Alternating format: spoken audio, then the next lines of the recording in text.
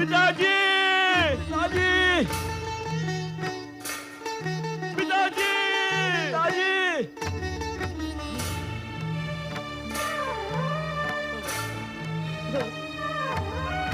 पिताजी! पिता धनु उठे। पिताजी, पिताजी उठिए पिताजी, आंखें खोले पिताजी। पिताजी, पिताजी देखिए। पिताजी, हमें देवताओं ने हमें पराजित कर दिया। पिताजी, आंखें खोलिए। पिता धनु आंखें खोलो। उठिए पिताजी,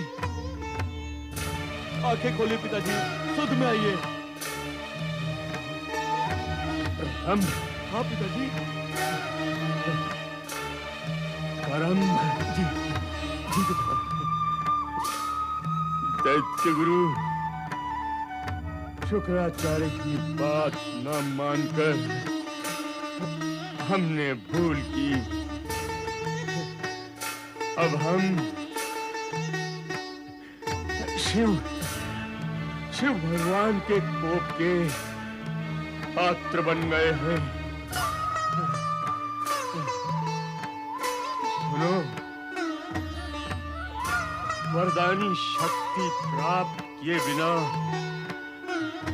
अब तुम स्वर्ग लोक पर आक्रमण न करना। रंभ, कहिए पिताजी, क्या कहना चाहते हैं आप? पहले तुम वन प्रदेश के देव शत्रु यक्षों की सहायता से अपना दानवी राज्य स्थापित करना जी। और उसके बाद दैत्य गुरु शुक्राचार्य का परामर्श लेकर तपस्या करके अपनी शक्ति को एकत्रित करना।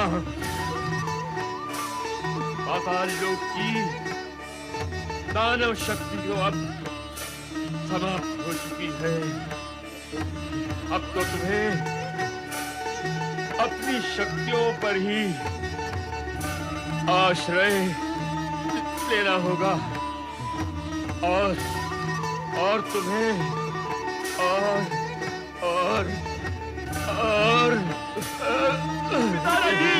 पिताजी!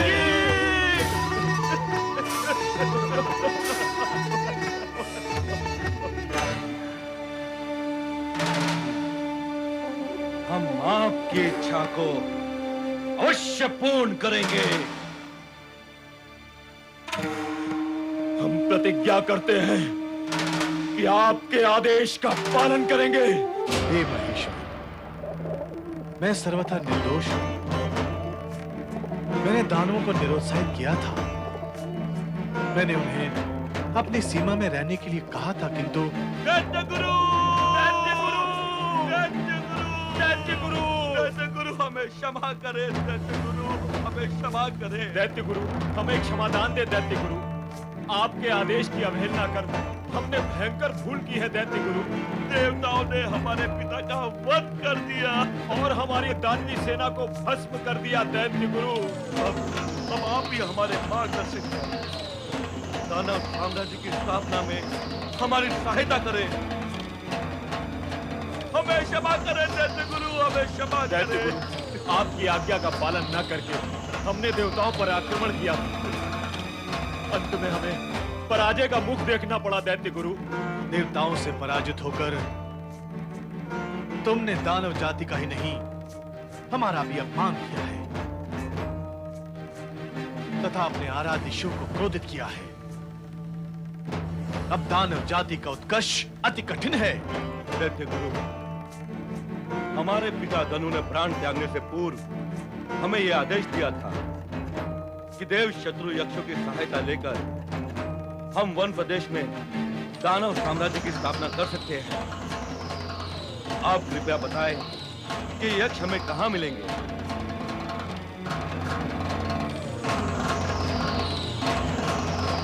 आप कौन क्यों हैं दैत्य गुरु? यक्ष सदा देवताओं के अधीन ही रहते आए हैं। हम नहीं जानते वे कब और कैसे देव शत्रु बन गए।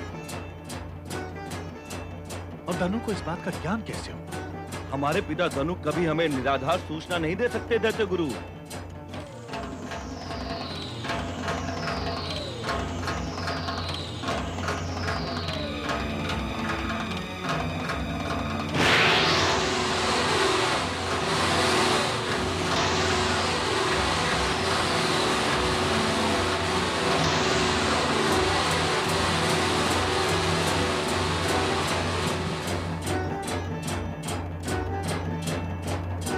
ऐसा प्रतीत होता है कि अभिमानी इंद्र ने यक्षों को अपमानित करके स्वर्ग से बहिष्कृत कर दिया है और अब वे पृथ्वी लोक के वन प्रदेश में निवास कर रहे हैं। फिर तो वे हमें वन प्रदेश में ही मिलेंगे।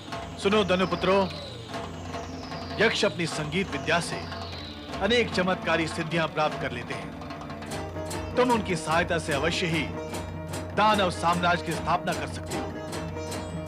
मेरा आशीर्वाद तुम्हारे साथ है। दैत्य गुरु शुक्राचार्य की जय। दैत्य गुरु शुक्राचार्य की जय।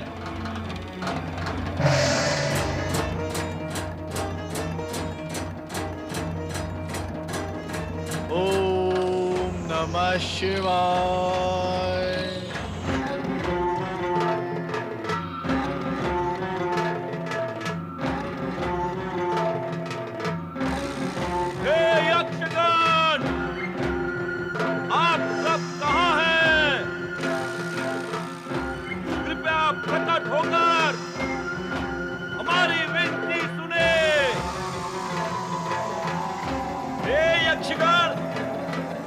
हम भी आप ही की भांति देव शत्रु हैं।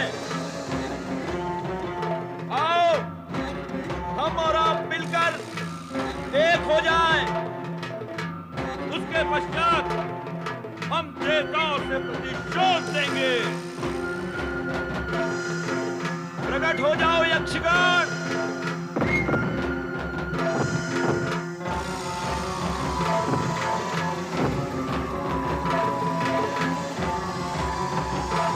दानव वीरो रम करम, मैं यक्षराज समरण हूँ। तुम्हारे पुकारने पर हम सब यहाँ आ गए हैं। देव शत्रु होने की बात कहकर तुम दोनों ने हमें आने पर बाध्य कर दिया। कहो क्या करना है? यक्षराज संभरण, हम तुम्हारी सहायता चाहते हैं। दुष्ट इंद्र ने हमारे पिता धनु का वध कर दिया है। देवताओं ने हमारी दानव सेना को जलाकर भस्म कर दिया है। हमें देवताओं से प्रतिशोध देना है। तुम सहायता करोगे तो ही ये संभव हो सकेगा। दानव साम्राज्य की स्थापना करके ही हम अपने उद्देश्य में सफल हो सकेंगे। मेरा विचार है हम सब मिलकर देवताओं से अपने अपमान का प्रतिशोध अवश्य ले सकेंगे। हमारे पिता धनु ने भी मृत्यु से पहले हमें यही सब कहा था। ठीक ही कहा था उन्होंने, और अब मैं भी यही कहता हूँ। दानव साम्राज्य की स्थापना में हम आप दोनों को अपना पूर्ण सहयोग देंगे। प्रिय यक्षगण, यह हमारे लिए उचित अवसर है। हमारे अन्य यक्षगण जिन्हें वाद्यों और शस्त्रों के साथ छिपा कर रखा है, उन्हें भी विदित कर दो। हम रंभ क्रम की सहायता करके अपना उद्देश्य भी पूर्ण कर सकेंगे। इसीलिए हम सभी को इनकी सहायता करनी होगी। अवश्य करेंगे। हाँ, हम इनकी सहायता करेंगे। यक्षराज संभरण की जय। दानवराज रंभकरम की जय। दानवराज रंभकरम की जय। महाबली रंभकरम की जय। असुरराज महाबली रंभकरम की जय। दानवराज, तपस्या से प्राप्त शक्ति के बिना देवताओं को परास्त नहीं किया जा सकेगा। इसीलिए आप अनुकूल समय देखकर तपस्या प्रारंभ करें।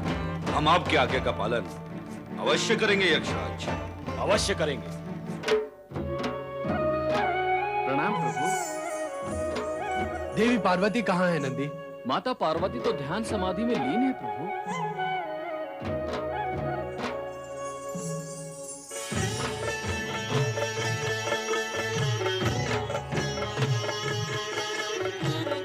किसका ध्यान कर रही हो देवी? हम तो तुम्हारे सम्मुख खड़े हैं। आंखें खोले माता, स्वयं शिव शंभू पधारे हैं।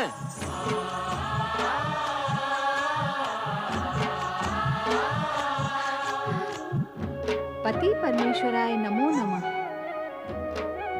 देवी, आश्चर्य है, आज तुमने हमें दर्शन ही नहीं दिया। तुम्हारी प्रतीक्षा करते करते जब हमारा धैर्य समाप्त हो गया तो हमें स्वयं यहाँ आने के लिए विवश होना। आप मुझे लज्जित क्यों कर रहे हैं स्वामी? मैं आपके दर्शन के लिए नहीं आ सकी, इसके लिए क्षमा चाहती हूँ। न आ सकने का कारण यह था कि मैं उद्विग्न थी। और उद्विग्न होने का कारण क्या है देवी? वह भी आपसे छिपा नहीं है स्वामी। दानवों का उत्कर्ष मुझे स्पष्ट दिखाई दे रहा है, इसीलिए अपनी शक्ति पर ध्यान केंद्रित कर रही थी। आपकी आज्ञा भी तो यही है, बस इसी कारण आपके दर्शन करने नहीं आ सकी। दानवों के उत्कर्ष को लेकर तुम्हें अधिक चिंतित होने की आवश्यकता नहीं है। देव, दानव अथवा मानव का उत्कर्ष अथवा पतन सृष्टि के विविधान तथा उनके सत्कर्मों व दुष्कर्मों के अनुसार ही होता है। स्वामी, मैंने तो पहले भी आपसे कहा था और अब भी कहती हूँ कि आपको दानवों के उत्कर्ष को प्रोत्साहन नहीं देना चाहिए था। आपने दैत्य गुरु शुक्राचार्य की इच्छा पूर्ण करने का आश्वासन एवं आशीर्वाद दिया। वहीं से दानवों का दुष्चक्र आरंभ हो गया। अब तो उसे रोकना कठिन है। समय की धारा को रोकना कठिन ही नहीं, असंभव है देवी। इसलिए इस विषय में चर्चा व्यर्थ है। जब तुम्हारा मन शांत हो तो चलिए आना, किंतु हम नहीं चाहेंगे कि दानवों के विषय में कोई चर्चा हो।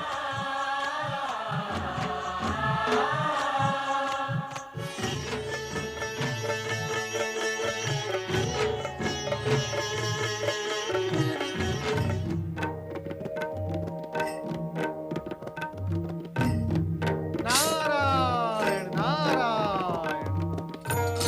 ओम नमः शिवाय। भोलेनाथ, यदि आपकी आज्ञा हो तो क्या मैं कुछ निवेदन करूं? अवश्य, किंतु ध्यान रहे, तुम्हारे निवेदन का विषय दानवों से संबंधित नहीं होना चाहिए।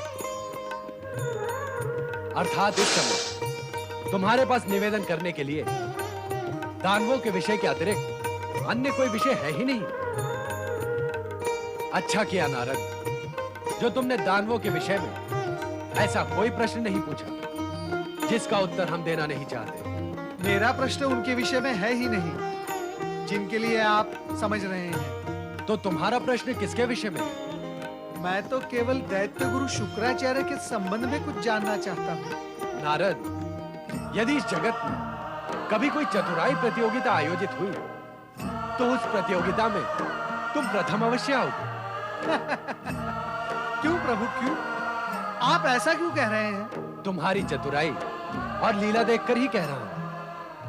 तुम दैत्य गुरु शुक्राचार्य के विषय में जानना चाहते हो, तो क्या दैत्य गुरु की चर्चा होगी तो दैत्यों की चर्चा नहीं होगी? अवश्य होगी। ऐसा होना तो संभव ही नहीं है। अब हमारी भी सुन लो। तुम चाहे जितनी भी चतुराई दिखाओ, जो हमें कहना नहीं है वो हम नहीं कहेंगे। परंतु प्रभु, हाँ, अगर उत्सुकतावश तुम शुक्राचार्य अथवा रंभकरम के पास गए तो उनसे इतना अवश्य कहना कि दानवों की वंश वृद्धि तब तक नहीं हो सकती जब तक वो तपस्या करके ब्रह्मदेव से विशेष वरदान प्राप्त नहीं कर लेते।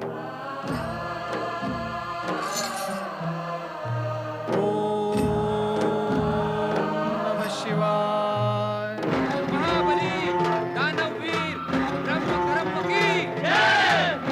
महाबली दानववीर ब्रह्मकरम की जय।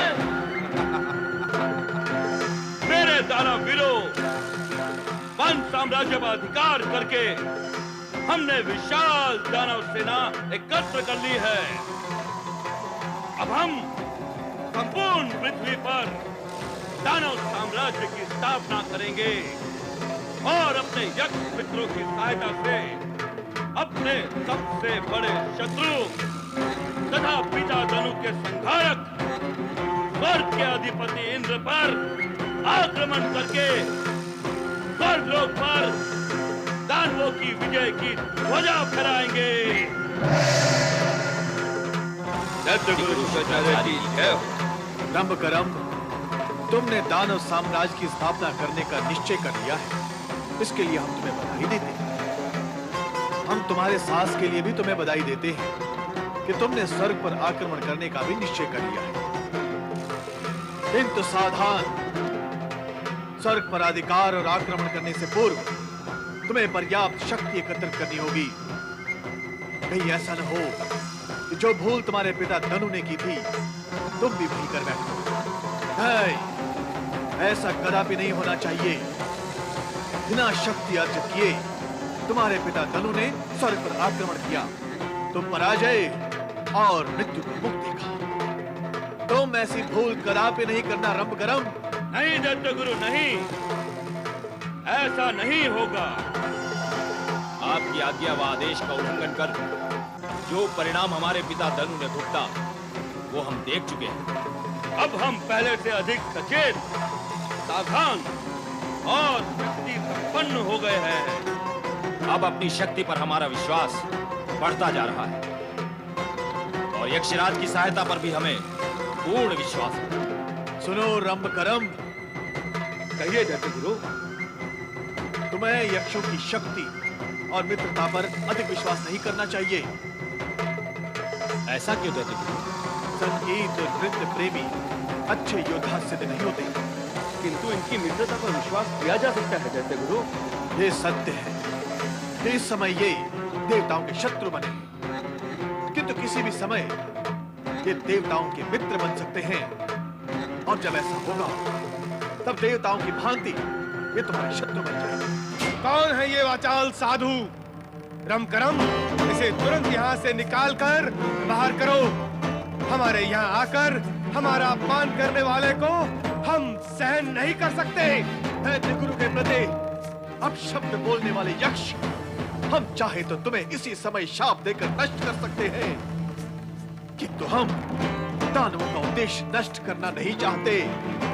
आप शांत हो जाइए दैत्य गुरु, शांत हो जाइए। यक्षराज संवरण हमारे मित्र है दैत्य गुरु, आप शांत हो जाइए। नहीं रंभकरम, हमारा अपमान हुआ है और अपमान करने वाले को हम कदापि क्षमा नहीं कर सकते। अतः तुम इनका साथ तुरंत छोड़ दो। यदि तुमने ऐसा नहीं किया तो हम तुम्हारा साथ छोड़ देंगे। और यदि ऐसा हो गया तो दानव जाति अपनी मूर्खता और कुकृत्यों के कारण नष्ट हो जाएगी। हम आपकी हर प्रकार की आज्ञा मानने को तैयार है दैत्य गुरु, किंतु यह भी तो सत्य है कि विपत्ति के समय यक्षों ने हमारी सहायता की है। हमारी हर पुकार का समुचित उत्तर दिया था इन्होंने। हाँ दैत्य गुरु, आप कृपा कर इनका साथ छोड़ने के लिए हमें विवश न करें। यक्षराज संभरण हमारे मित्र हैं। इन्हीं की सहायता और मार्गदर्शन से हमने ये वन साम्राज्य प्राप्त किया। अर्थात अब तुम्हें दैत्य गुरु शुक्राचार्य की सहायता व मार्गदर्शन से अधिक यक्षराज की सहायता व मार्गदर्शन पर विश्वास है। अर्थात अब तुम्हें दैत्य गुरु शुक्राचार्य की आवश्यकता नहीं है। रंभकरम, तुमने दैत्य गुरु का अपमान करके अपनी सफलता की सारी संभावनाएं समाप्त कर दी हैं। हम गुरु की गरिमा को ध्यान में रखते हुए तुम्हें शाप तो नहीं देंगे, परंतु इतना अवश्य ध्यान में धर लेना कि हमें क्रोधित तो अपमानित करने के दुष्परिणामों से तुम बच नहीं पाओगे। तुम्हारा हर उत्कर्ष तुम्हें पतन की ओर ले जाएगा। भैया राम, अब क्या करें? आप चिंता न करें दानवराज। दैत्य गुरु की धमकियों से आतंकित होने की आवश्यकता नहीं। यदि उनमें शक्ति होती तो कुछ करके दिखाते। स्वयं शक्तिहीन है और दूसरों की शक्ति की चर्चा करते हैं। अब आप चिंता का त्याग कर भावी योजना का विचार करें। हाँ यश, हमें ऐसा ही करना। नारायण नारायण। देव ऋषि नारद, धन्य भाग। समरण का प्रणाम स्वीकार करें। कल्याण भव। मित्र रंभकरम, ये देव ऋषि नारद है। जगत के सभी प्राणियों का हित चिंतन करने वाले हैं। तीनों लोकों में सदा भ्रमण करने वाले हैं और त्रिदेव के परम प्रिय देव ऋषि नारद। प्रणाम देवर्षि। कल्याण भव। क्या दैत्य गुरु शुक्राचार्य यहाँ आए थे? वे कुछ ही समय पहले यहाँ से रुष्ट होकर गए हैं। रुष्ट होकर चले गए? भला रुष्ट होकर क्यों गए हैं? उन्हें दानव बंधुओं और हमारी मित्रता पर आपत्ति थी। किंतु हमें यक्षराज की मित्रता पर गर्व है, इसीलिए वो क्रोधित होकर चले गए। नारायण नारायण, तो क्या तुम्हें उनके क्रोध की चिंता नहीं है? हाँ, चिंता करके क्या करेंगे? चिंता तो दानवराज तुम्हें करनी ही होगी। हाँ, दैत्य गुरु शुक्राचार्य के क्रोध की नहीं, तो फिर भगवान भोलेनाथ के क्रोध की चिंता। जिन दैत्य गुरु शुक्राचार्य के क्रोध से तुम चिंतित हो, स्वयं वे भी भगवान भोलेनाथ के क्रोध से चिंतित रहते हैं। वैसे अपनों से बड़ों के क्रोध से चिंतित रहना ये शुभ लक्षण एवं हितकारी भी है। सो तो है देव ऋषि, किंतु वर्तमान परिस्थिति में आप हमारा मार्गदर्शन करें। दानव बंधुओं को यह सत्य स्वीकार कर लेना चाहिए कि परमपिता ब्रह्मा जी की तपस्या कर वरदान प्राप्त किए बिना दानव वंश की वृद्धि एवं उन्नति संभव नहीं है। इसीलिए तुरंत तपस्या करने का आयोजन किया जाए। आप सत्य कह रहे हैं देव ऋषि। मैं शीघ्र ही तपस्या आरंभ करूंगा देवर्षि। हम ब्रह्मा जी से अवश्य वरदान प्राप्त करेंगे। मेरी मंगल कामनाएं तुम्हारे साथ हैं। नारायण नारायण। मैं ब्रह्मा जी को प्रसन्न करने के लिए पंचाग्नि तप अवश्य करूंगा, अवश्य करूंगा। ओम ब्रह्मणे नमः, ओम ब्रह्मणे नमः, ओम ब्रह्मणे नमः, ओम ब्रह्मणे नमः। हे अग्निदेव, मैं ब्रह्मा जी को प्रसन्न करने के लिए पंचाग्नि तप करना चाहता हूँ। पंचाग्नि प्रकट हो।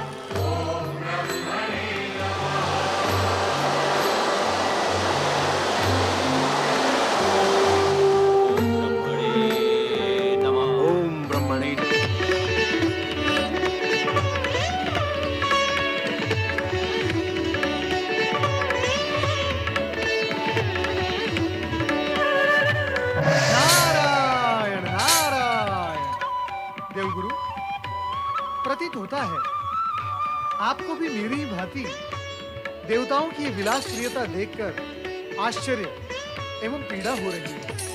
तुम्हारा अनुमान सत्य है नारद। देवगुरु, मुझे आश्चर्य तो इस बात का है कि इन्हें भविष्य की तनिक भी चिंता नहीं। ये सोच रहे हैं कि दरु को परास्त कर देने मात्र से ही दानव समाप्त हो गए और अब वे स्वर्ग पर कदापि अपनी कुदृष्टि नहीं डालेंगे।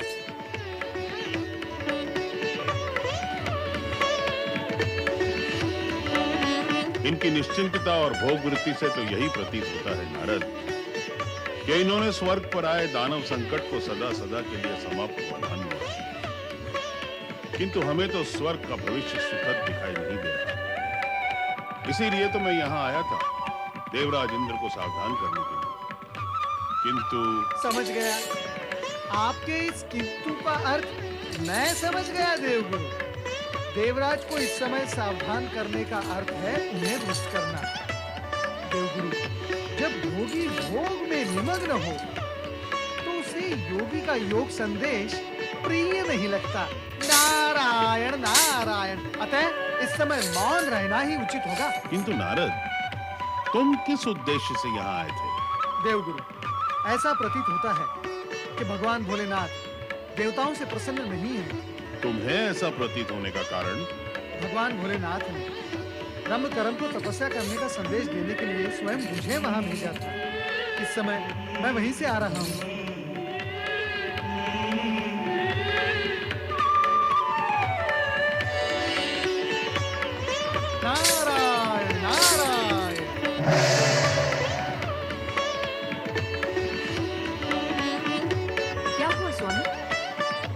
देवी शक्ति, जो कुछ हुआ तुमने देखा और हमें दिखाया है। हमने तो देवगुरु बृहस्पति और देवर्षि नारद को देखा और आपको दिखाया, किंतु हुआ क्या है? अपमान, अपमान हुआ है, अपमान। अपमान? देवी शची, तुमने देवर्षि नारद और देवगुरु को तो देख लिया, किंतु हमारा अपमान होते नहीं देखा। पर किसने किया आपका अपमान? देवी शची, तुम इतने बड़े सत्य को समझ क्यों नहीं रही हो, जो साक्षात तुम्हारे सामने खड़ा है। देवर्षि नारद और देवगुरु यहाँ तक आए और हमसे बिना भेंट किए ही चले गए, हमसे बिना चर्चा किए चले गए, तो क्या ये अपमान नहीं है? हाँ हाँ, ये तो अपमान ही है। और जब अपमान होता है तो पीड़ा तो होती ही है ना? हाँ, अपमान होने से पीड़ा ही होती है, सुख तो नहीं होता। तो मिल गया ना तुम्हें अपने प्रश्न का उत्तर।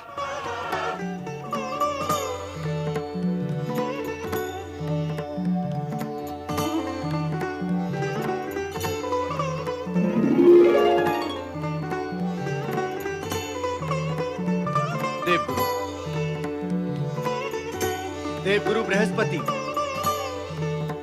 देवगुरु बृहस्पति,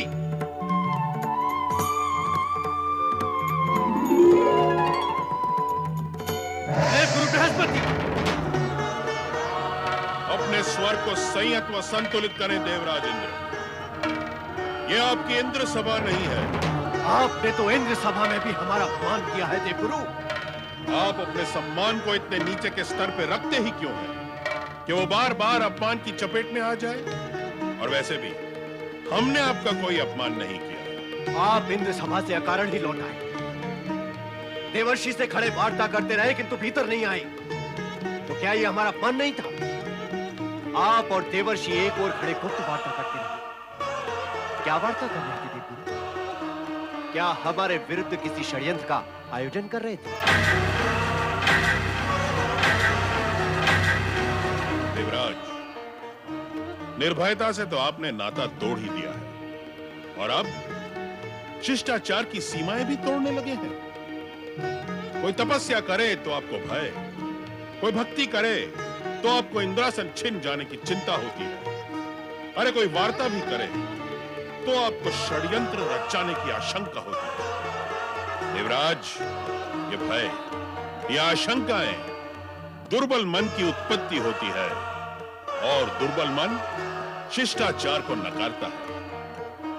हमें खेद हुआ कि आपको हमसे षड्यंत्र रचाने की शंका हुई। तो फिर आप क्या गुप्त वार्ता कर रहे थे? सभा द्वार तक आकर भी आप भीतर तक क्यों नहीं आए? द्वार तक आकर लौट क्यों गए? आपकी बुद्धि कोई शुभ बात सोचना ही नहीं चाहती। आपका दुर्बल मन और अस्थिर बुद्धि अशुभ बातें सोचने के आदी हो गए। अरे आप ये क्यों नहीं सोच सके कि हम आपके रंग में भंग नहीं डालना चाहते थे, इसीलिए वहां से लौट गए। रंग में भंग? हाँ, जिस समय हम और नारद इंद्र सभा में आए, उस समय आप अन्य देवगण के साथ अप्सराओं का नृत्य देखने में निमग्न थे। इससे क्या अंतर पड़ता है देवगुरु? उस नृत्य गान के समय आपके वहां आ जाने से मुझे कोई आपत्ति नहीं होती और भविष्य में होगी भी नहीं। हम जानते हैं, हमें भी आपकी आपत्ति का विचार नहीं, आपकी प्रसन्नता का विचार था। अर्थात? हम और नारद जिस विषय को लेकर आपके पास आए थे, वो सुखद नहीं था।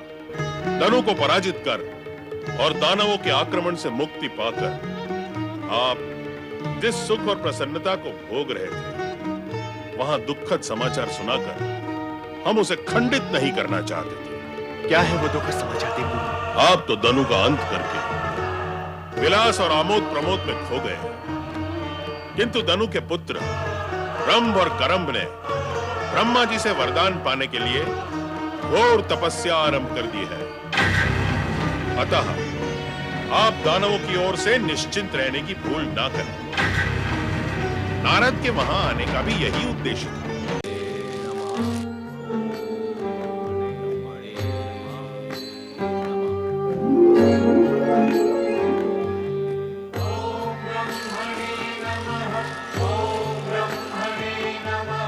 ओम ब्रह्मणे नमः।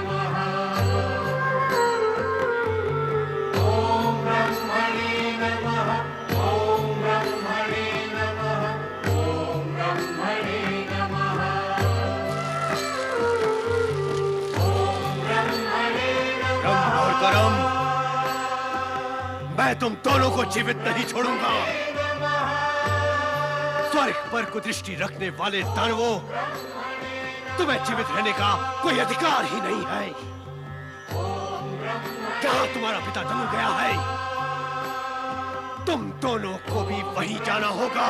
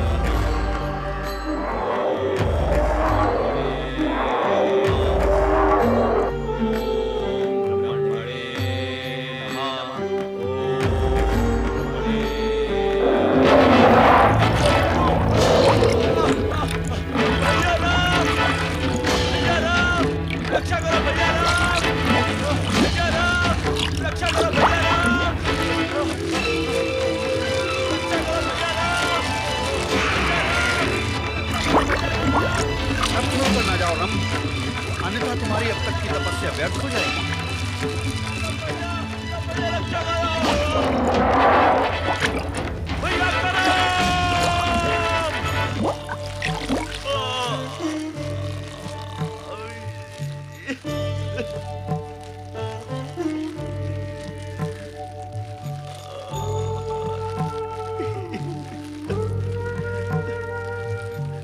भैया करम,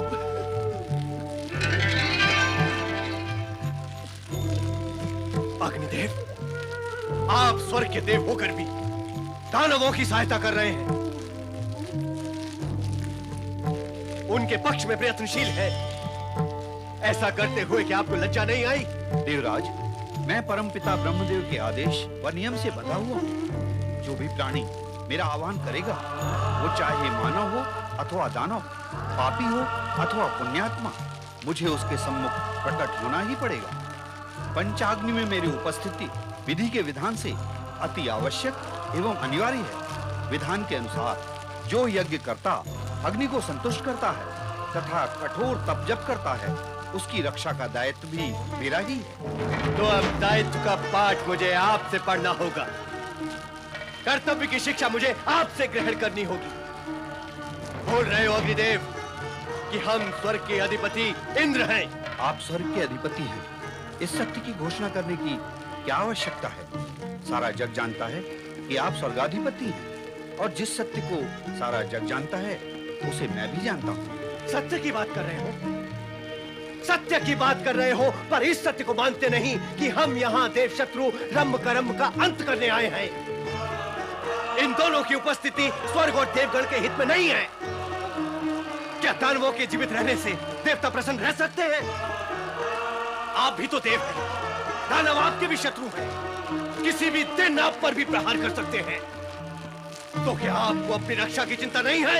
हमें अपनी रक्षा से अधिक अपने दायित्व, कर्तव्य और धर्म की चिंता है। शरण में आए प्राणी की सहायता करना हमारा धर्म है। निसंदेह आप हमारे अधिपति हैं, हमारे अधिकारी हैं, किंतु धर्म और दायित्व का स्थान आपसे भी ऊपर है। अग्निदेव,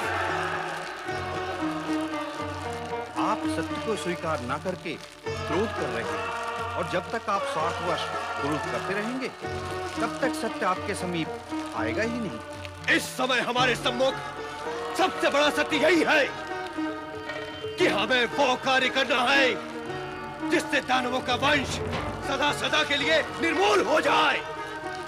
करम्ब को तो हमने समाप्त कर दिया राम, अब तेरी बारी है। इस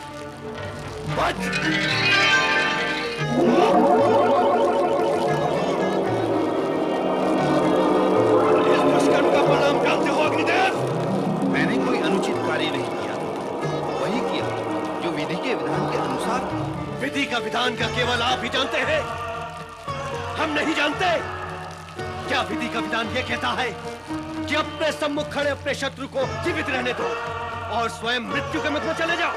नहीं कहता, किंतु यह भी नहीं कहता कि अपने कर्तव्य, कर्म व धर्म से मुख मोड़ दो। हम आपसे और अधिक तर्क नहीं करना चाहते अग्निदेव। आपकी धृष्टता का दंड यही है कि अब आप स्वर्ग लोक में प्रवेश नहीं कर सकते। आपको स्वर्ग से बहिष्कृत किया जाता है। दानवों की रक्षा करके आपने स्वर्ग लोक में आने का अधिकार खो दिया है। अग्निदेव, आपने मेरी प्राण रक्षा की। आपके इस उपकार से मेरा रोम रोम रोमांचित हो उठा है। मैं सदा आपका आभारी रहूंगा। तुम्हारी दृष्टि में उपकार होगा रंभ, किंतु हमारा तो यह कर्तव्य और धर्म था। अपने राजा और उच्च अधिकारी को रुष्ट करके कर्तव्य धर्म कौन निभाता है अग्निदेव? अधिकारी के स्वार्थी, धर्महीन, मर्यादाहीन व चरित्रहीन होने पर भी जो निर्भय होकर सत्य और कर्तव्य का पालन करते हैं, वे ही धर्म की रक्षा करने में समर्थ होते हैं। आप धन्य हैं अग्निदेव, धन्य हैं आप।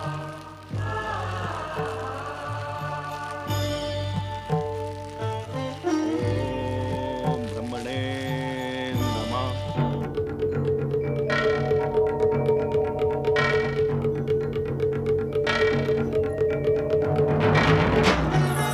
क्या हुआ स्वामी?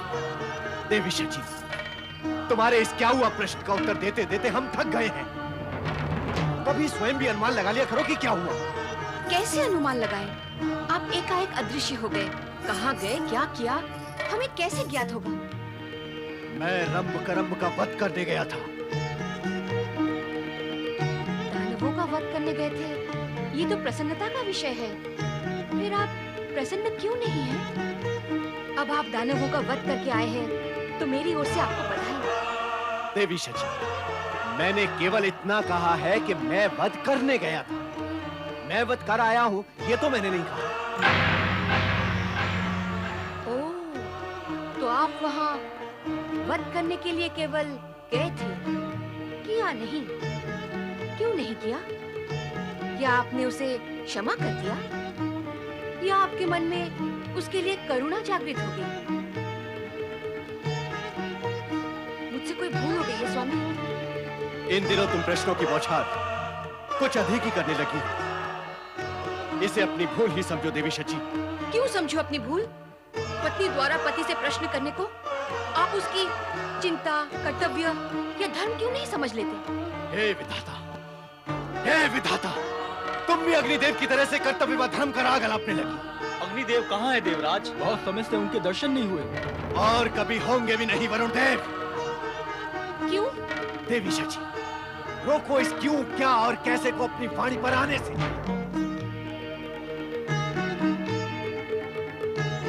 आप अग्निदेव के विषय में कुछ कह रहे थे देवराज। हाँ, अग्निदेव को हमने सदा सदा के लिए स्वर्ग से बहिष्कृत कर दिया है। ऐसा क्या अपराध किया है अग्निदेव ने?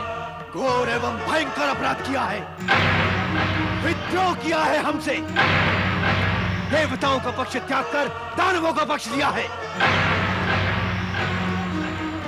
दानवों के उत्थान के लिए और ब्रह्मदेव से वरदान प्राप्ति हेतु धनुपुत्र रंभ करम्भ घोर तप कर रहे थे। स्वर्ग और देवगण की रक्षा के निमित्त हम उनका वध करने गए। करम्भ का वध करने के पश्चात जब पंचाग्नि में बैठे हम रंभ का वध करने लगे, तो अग्निदेव ने अपनी ज्वाला से उसका रक्षा कवच बना दिया और हमें उसका वध नहीं करने दिया। हमारे समझाने पर वो हमें धर्म व कर्तव्य का ज्ञान देने लगे। हमने भी उन्हें स्वर्ग से बहिष्कृत कर उन्हें उनकी उद्दंडता का दंड दे दिया है। अर्थात अग्निदेव ने आपके आदेश से अपने कर्तव्य और धर्म को अधिक महत्व दिया है। यही तो भूल की उन्होंने। यदि समय आने पर मैं अथवा पवन देव अपने दायित्व अथवा विधि के विधान को पूर्ण करने के लिए आपके आदेश का पालन नहीं कर सके, तो क्या हमें भी स्वर्ग से बहिष्कृत कर दिया जाएगा? वरुण देव, ऐसा अवसर आने की संभावना है क्या? अग्निदेव को स्वर्ग से निष्कासित करने की संभावना भी तो नहीं थी, किंतु ऐसा हुआ है। भय और स्वार्थ के वशीभूत होकर अनुचित आदेश का पालन करने की अपेक्षा कर्तव्य पालन करते हुए निष्कासित होना अधिक श्रेयकर है देवराज, और अग्निदेव ने श्रेयकर कार्य ही किया है। समय आने पर हम भी अग्निदेव का ही अनुसरण करेंगे।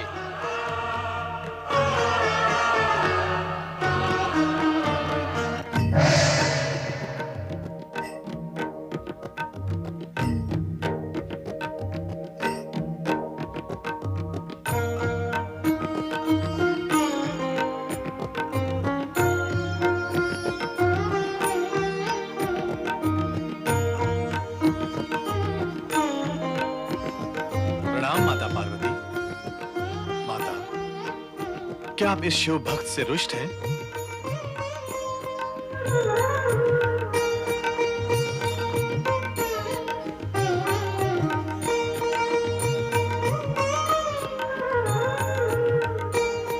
पति परमेश्वराय नमो नमः।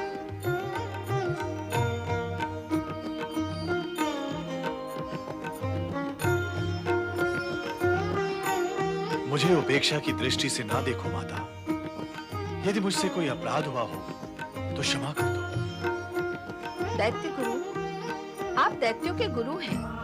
इस नाते दैत्यों के उत्कर्ष के लिए भगवान भोलेनाथ से प्रार्थना करना आपका कर्तव्य है, अपराध नहीं।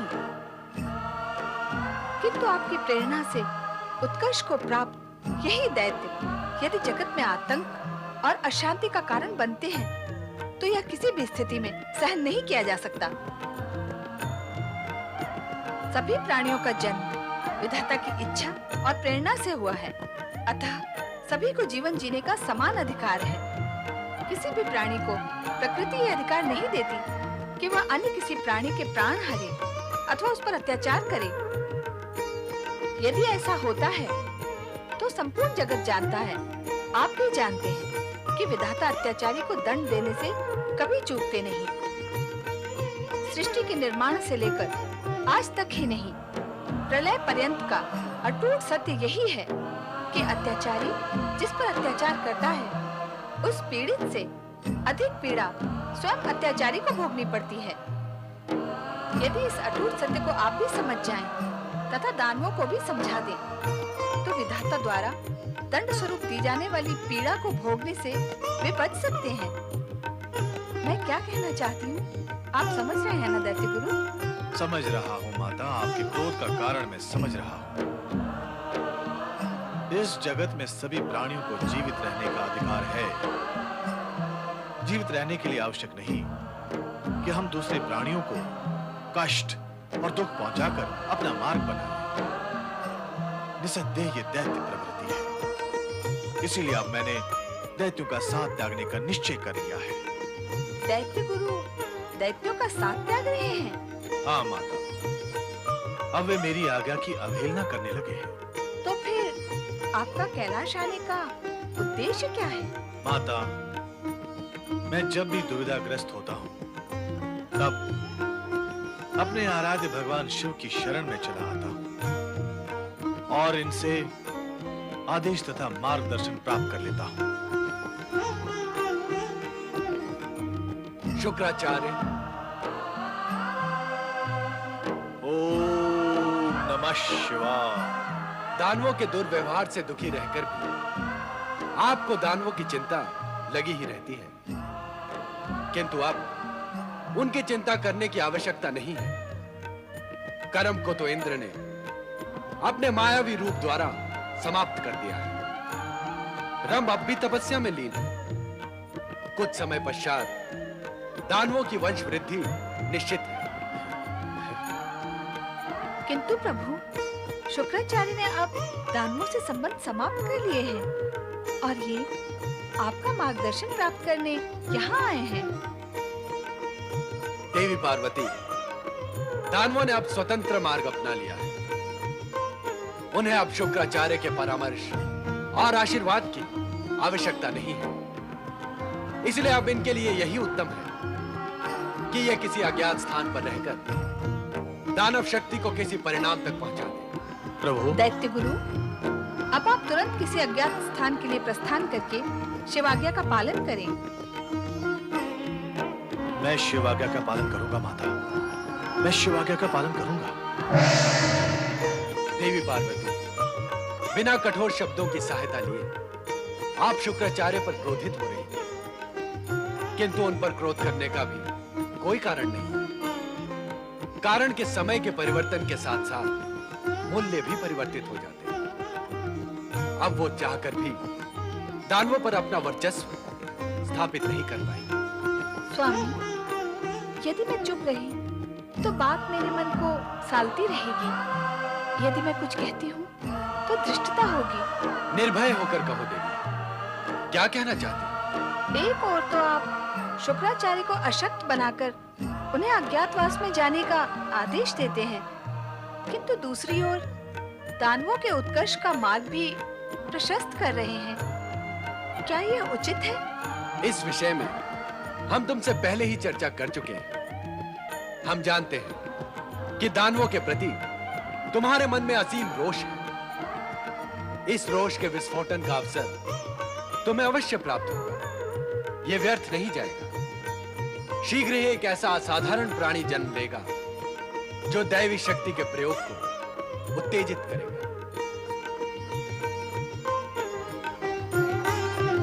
ओम ब्रह्मणे नमः। ओम ब्रह्मणे नमः। रक्षा करो भैया, ब्रह्मणे नमः। रक्षा करो भैया, राम। नमः। रक्षा करो भैया करम। तुम तो मुझे छोड़कर चले गए, अब मैं भी तुम्हारे बिना जीवित नहीं रहूंगा। अपना शीश काटकर इसी समय अग्नि की भेंट चढ़ा दूंगा।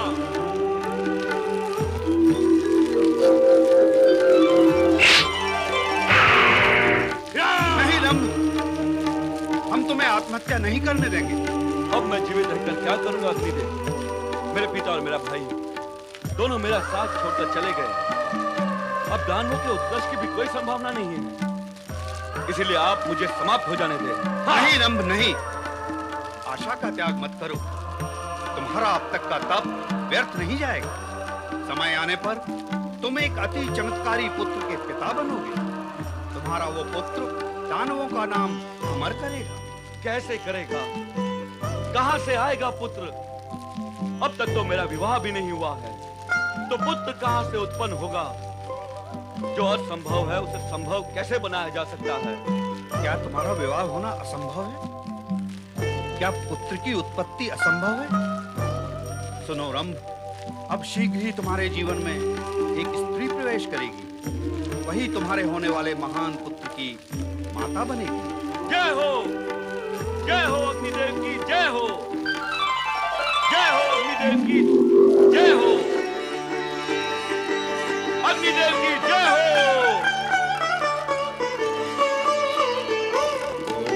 नारायण नारायण।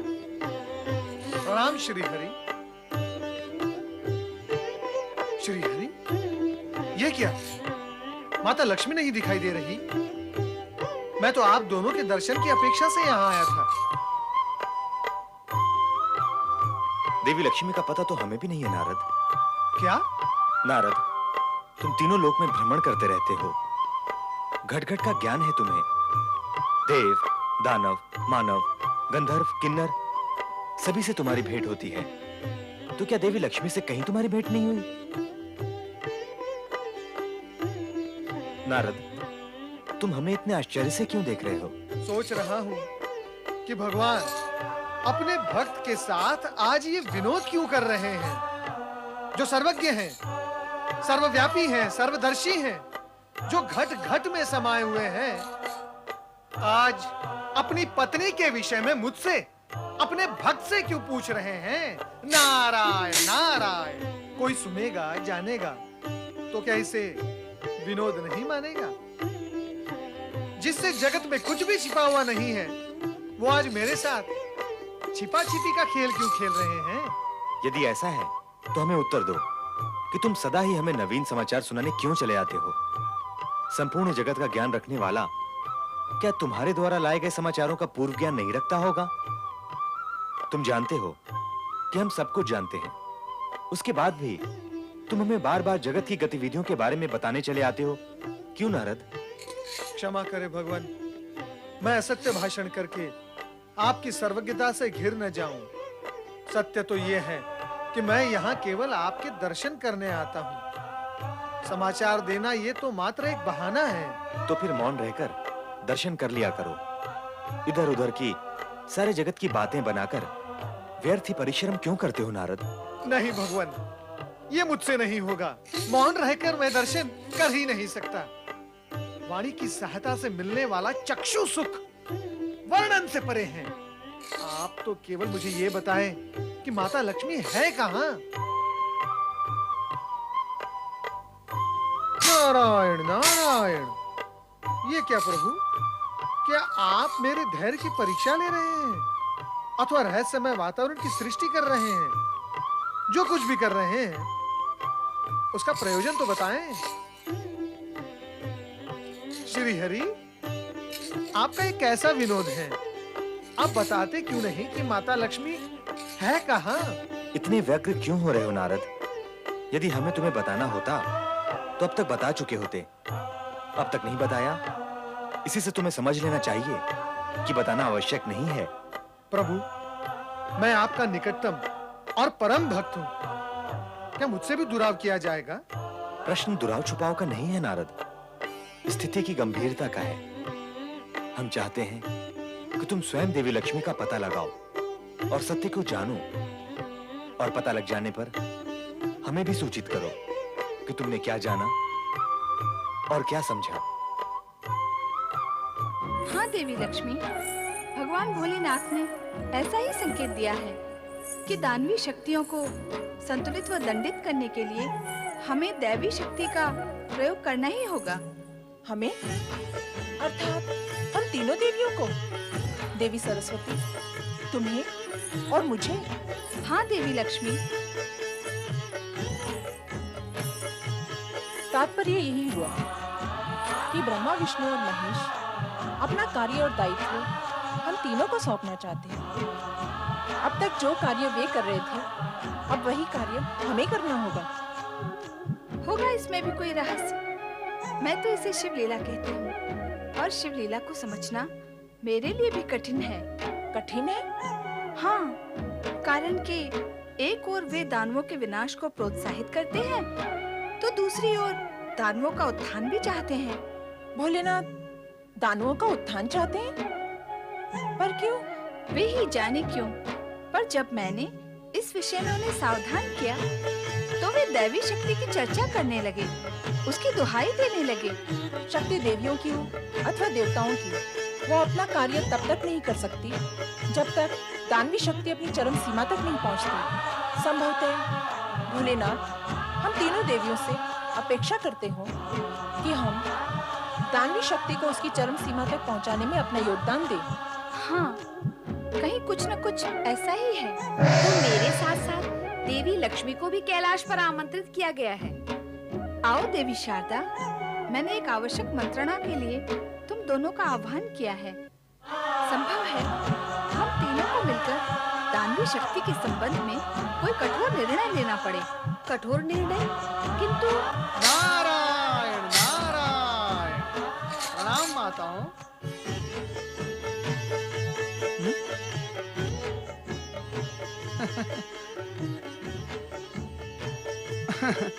मैं अपनी इच्छा से यहाँ नहीं आया हूँ माताओं। तो वो कौन है जिसकी इच्छा से तुम यहाँ आए हो?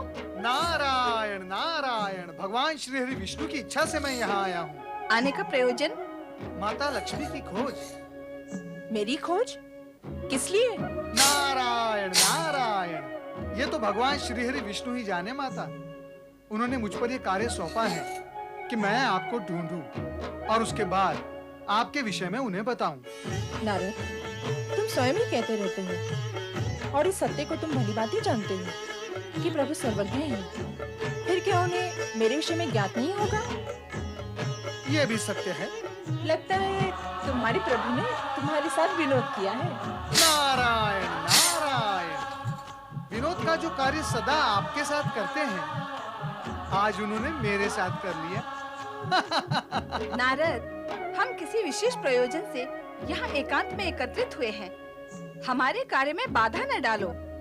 तुम्हें अनुशासन का ध्यान तो रखना चाहिए। नारायण नारायण, जब मैं अपनी तीनों माताओं के लिए अनावश्यक और अप्रिय बन ही गया हूँ, तो मेरा अधिक समय तक यहाँ उपस्थित रहना मेरे हित में नहीं होगा। नारद, अपनी व्यवहारहीनता को हमारा दोष न बताओ। तुम हमारे लिए न अप्रिय हो न अनावश्यक, किंतु समय और स्थिति का ध्यान तो तुम्हें रखना ही चाहिए। हाँ माता, अवश्य रखना चाहिए और मैं भविष्य में अवश्य रखूंगा। अब आप मुझे आज्ञा दें।